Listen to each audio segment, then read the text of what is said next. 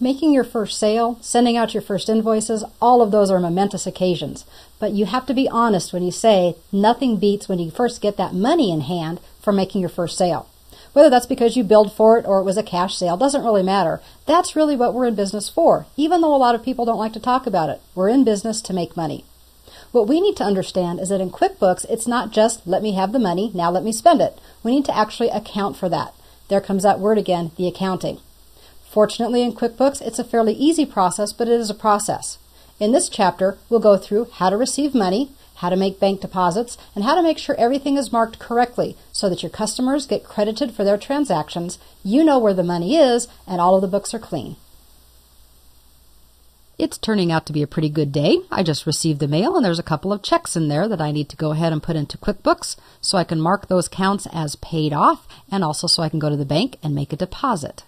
In order to do that, I need to work with my customers because, of course, it's my customers who make purchases.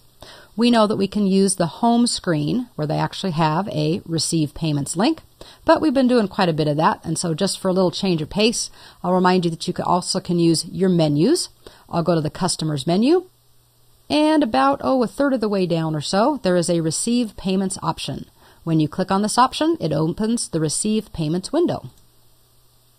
The first thing we need to do in this window is tell which customer we have received a payment from. So I'll use the drop-down list, and the first one that I have is from Andy Blaine of Blaine Design. And we can see that what happens as soon as I select the client is that on the right-hand side, it tells us what his total balance is, $315. That's helpful because this way I can know if the check I've received is a partial payment, a full payment, or maybe even too much of a payment. Now I can start processing the payment itself. Under the amount, I'll put in $315.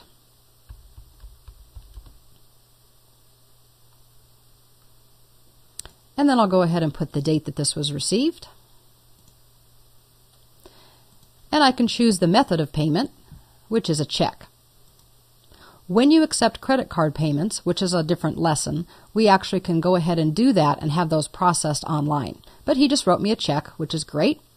Because he wrote me a check and I selected that as the payment method, I now have the option to enter a check number.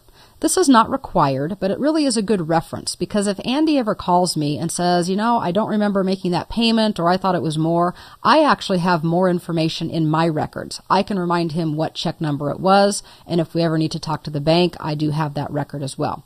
So we'll go ahead and enter that check number in. And then I'll do something else that is also optional, but I highly recommend, and that is to put a memo for the payment. This isn't required, but it really makes it a lot easier when you're looking at reports and things to know exactly what was paid and what it did. In this example, I'm going to say what invoice was paid and that it was paid in full. That way I don't have to open up the payment windows or open up the original invoices to try to find out these things. It's really a simple process, and it really makes your reporting self-explanatory. I'm going to put Invoice number 1, paid in full.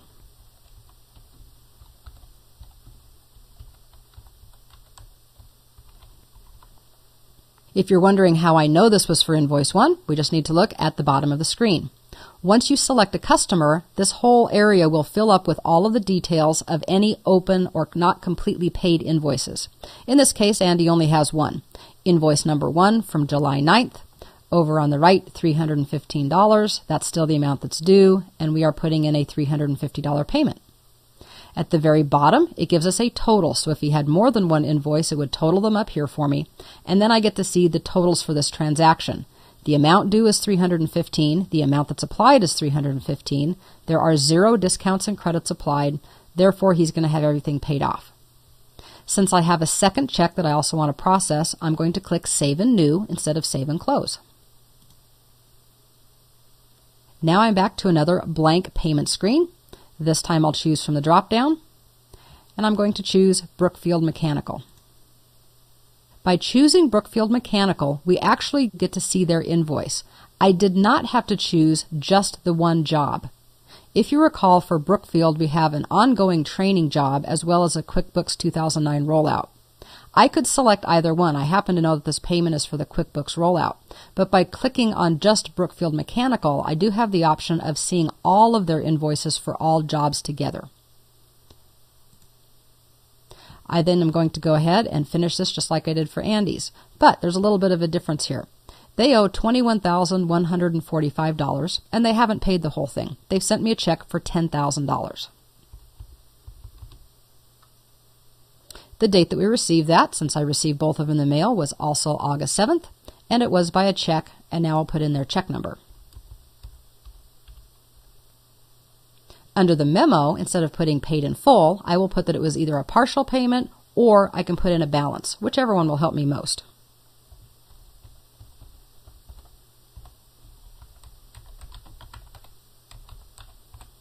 Now we need to pay just a little bit of attention to the bottom half of the screen.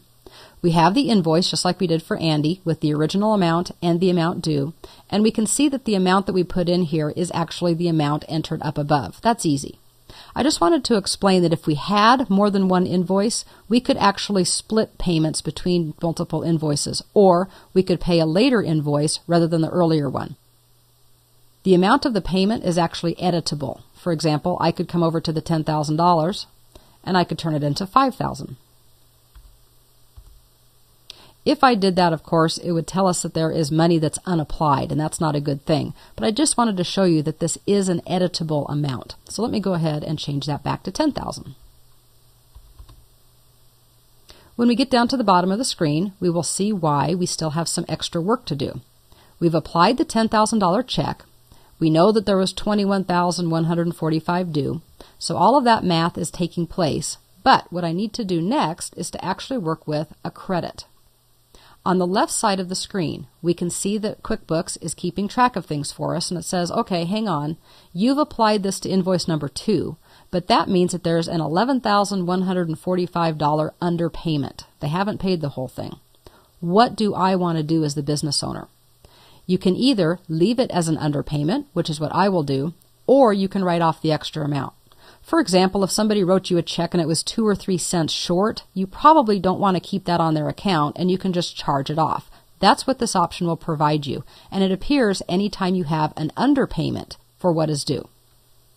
The next thing that I can do is move over to discounts and credits. Let me give that a quick click. Here I can see that we have an invoice for Brookfield Mechanical, the $21,145 that we were looking for. Then there are 2 tabs that I can work with.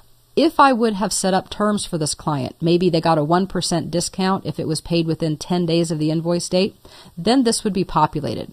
Since it's not, it just says net 30, then this is blank. If that was applicable, then you would put in the amount of the discount, and QuickBooks would have calculated that amount for you. You can change it if you want to. And then you also need to put in the discount account. You have to put that money somewhere. The second part of this is where you can work with credits. And what I'm seeing right now is that there are no credits sitting here for Brookfield Mechanical. If they would have credits available, they would be listed. I could check off the ones that I want to use, and I don't have to use them in full. I can actually choose to use a specific amount. So let me go ahead and say that I'm going to cancel out of this because they don't have any available. And everything is done as far as this particular payment is concerned, and since I don't have any more payments to process, I'll click Save and Close. When a payment is received, all of the funds that are being worked with have to go somewhere. Remember that double entry bookkeeping thing we talked about a long time ago? Well, originally what I had was I had both of these invoices that was sitting in the accounts receivable account. Now that I've received the money, it's kind of sitting in limbo. It's sitting in an account now called undeposited funds, meaning I'm holding on to it. I have checks or cash in my hand, but I haven't actually moved them into a bank account yet. That's okay. You just need to know that that's what happens to it until you physically make the deposits.